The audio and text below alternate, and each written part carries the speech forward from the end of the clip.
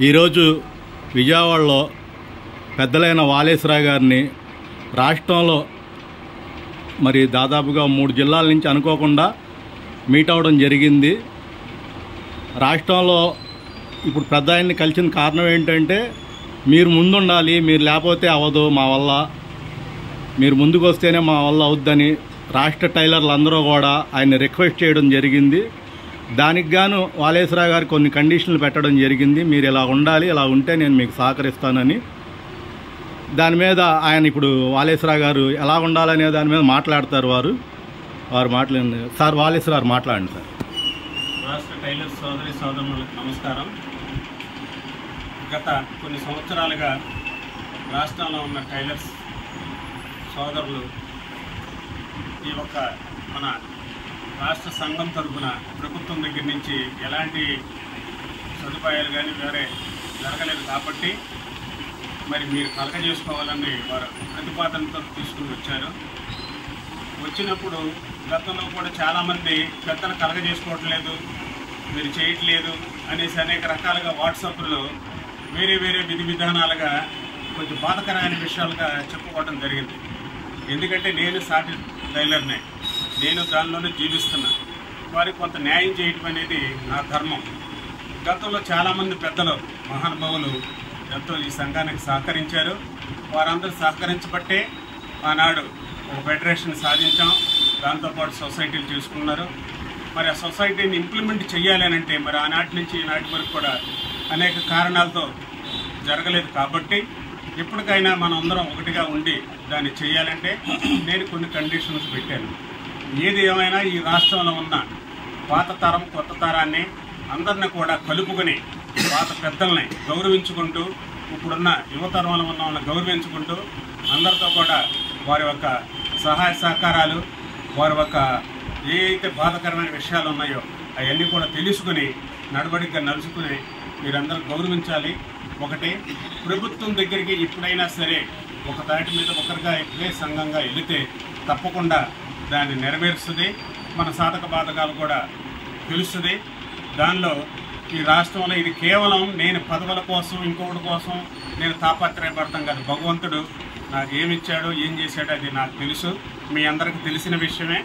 ఈ రాష్ట్రంలో పేద టైలర్స్కి న్యాయం జరగాలి. ఏ రకంగా చేస్తే న్యాయం జరుగుతుంది. ఆనాడు నాకు నా విజయవాడ టౌన్లో ఉన్న సోదరులందరూ కూడా సహకరించారు కాబట్టి నేను ఈ రాష్ట్రంలో ఉన్న సోదరులందరూ కూడా ఇక్కడ పిలవడం, సభలు నిర్వర్తించడం జరిగింది.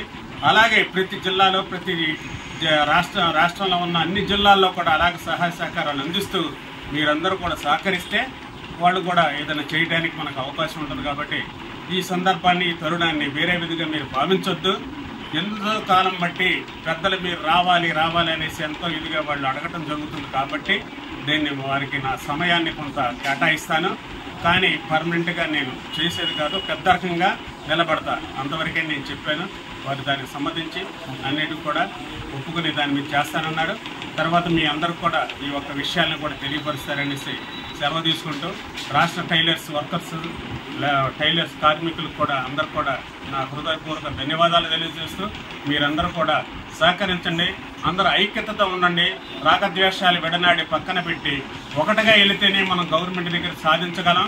ఆనాడు ఒకటిగా ఉన్నాం కాబట్టి సాధించగలిగామనేసి మీ అందరికీ మరొకసారి ధన్యవాదాలు తెలియజేస్తూ నమస్కారం.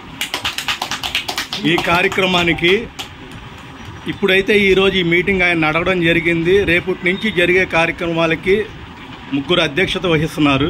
విజయవాడ నుంచి ప్రెసిడెంట్ కళ్యాణ్ గారు, ఏలూరు సెక్రటరీ దొడ్డి నాగేశ్వరరావు గారు, ఒంగోలు నుంచి అన్నగారు మల్లికార్జునరావు గారు, వీళ్ళు 3 కూడా ఈ కార్యక్రమాన్ని ఆర్గనైజింగ్ చేస్తుంటారు. ఎవరికి చెప్పాలన్నా ఏం చేయాలన్నా వీళ్ళు 3 చెప్పి చేస్తుంటారు. వీళ్ళకి సహకరించాలని కోరుకుంటూ రాష్ట్రంలో ఉన్న టైలర్లందరూ ఒక ఐక్యత మీదకి వచ్చి వీళ్ళకి సహకరిస్తారని కోరుకుంటూ సెలవు తీసుకుంటున్నాం. ఇట్లు టైలర్స్ అసోసియేషన్ రాష్ట్ర ఐక్యత వర్ధిల్లాలి. రాష్ట్ర ఐక్యత, రాష్ట్ర టైలర్స్ ఐక్యత, రాష్ట్ర టైలర్స్ ఐక్యత. పెద్ద ఆయనకి మనం ఎంతో గౌరవించుకోవాలి. ఎందుకంటే ఆయన ఎన్నో చేస్తున్నారు గతంలో కూడా, ఇప్పుడు కూడా ఆయన వయసు అయిపోయినా చేయడానికి ముందుకు వస్తున్నారు కనుక మనమే సహకరించాలి. ఆయన్ని మనమే బతిలాడాం రమ్మని దీంట్లోకి. ఎవరో కూడా ఎటువంటి విమర్శలు చేయొద్దు దయచేసి. ఆయన బలవంతంగా ముందుగానే చెప్తున్నారు, నేను వస్తే చాలా ఇబ్బందులు ఉంటాయి అంటే, లేదండి మేము ఉన్నామని చెప్పి వచ్చాం. ఎవరో కూడా విమర్శలకు దిగొద్దు దయచేసి. సహకరించడానికి చూడండి, సహకరించకపోతే సైలెంట్గా ఊరుకోండి, కానీ ఎటువంటి విమర్శలు దిగకూడదని కోరుకుంటూ ఇట్లు మీ దుర్గారావు.